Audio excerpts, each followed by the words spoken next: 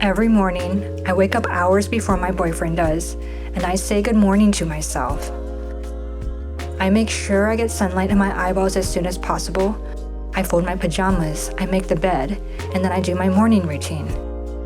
I've been doing this for years now, and it feels simple.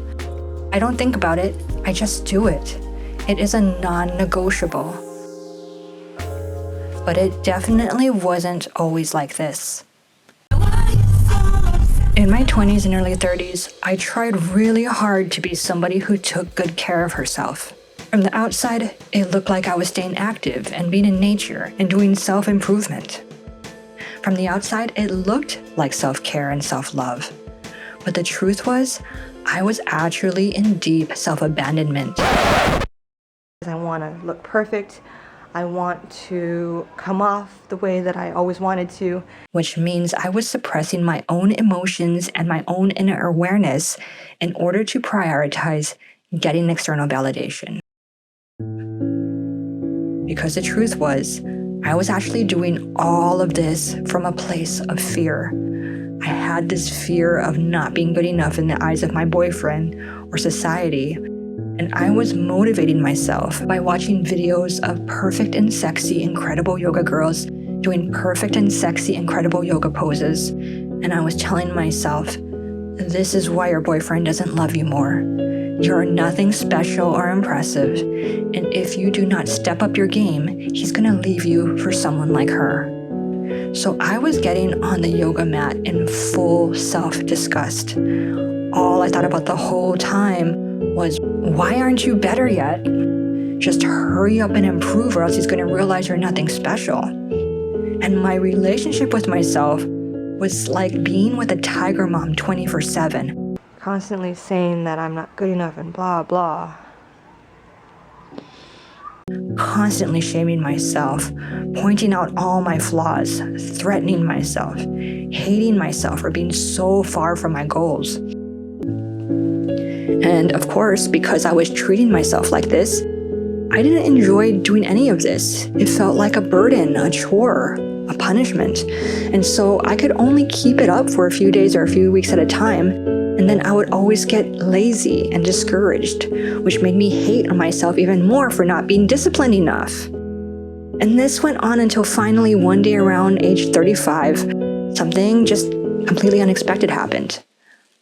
I had just come home from work, and I was annoyed that my boyfriend was still at his computer working instead of giving me love and attention. And so in frustration, I rolled out my yoga mat and I began doing these half-assed yoga poses in the dark. And maybe I was extra tired that day and my mind was just going blank and zoning out. But in the middle of a pose, instead of judging myself for how far I was from looking like a Cirque du Soleil performer, I began noticing that specific parts in my back and hips felt good when I stretched. And so for the first time ever, I actually slowed down long enough and quieted my mind long enough to notice my own body, not as something to fix or judge or sexify for someone else, but as something that is alive and human and that has its own needs and preferences. And so instead of rushing and forcing, I began paying attention to actual physical sensations. And I finally understood, oh, maybe some people actually do this for themselves, to care for themselves. Maybe people are actually motivated by making themselves feel good, whether or not anyone else notices. Maybe this is what they mean by self-care. Maybe there's a whole new way to approach all of this. And so I slowly began to notice more and more things about myself. Things that I liked and wanted, regardless of anyone else's approval. And I began to notice that my body simply felt better and more energized, and I liked feeling strong and fit. And that when I focused on how much better I felt towards myself, it was so much easier to roll the mat out each morning. So the tiger mom in me subsided, and she was replaced by a happy and encouraging best friend workout buddy who was like, let's just roll the mat out. Let's just do a few stretches. See how good that feels already? You're gonna feel so much better after doing this than if you didn't do this at all. You are setting yourself up for success. And suddenly, I was consistent. I now do it every day because I like it. It feels different because I drop any neediness, and I'm just seeing that every experience, every moment is my own. I just feel like it's something that I need to get used to and that I can tap into every day, and to remind myself that this is what I want. This feeling is what I want. I want to be truly me and in my essence and not any kind of neediness.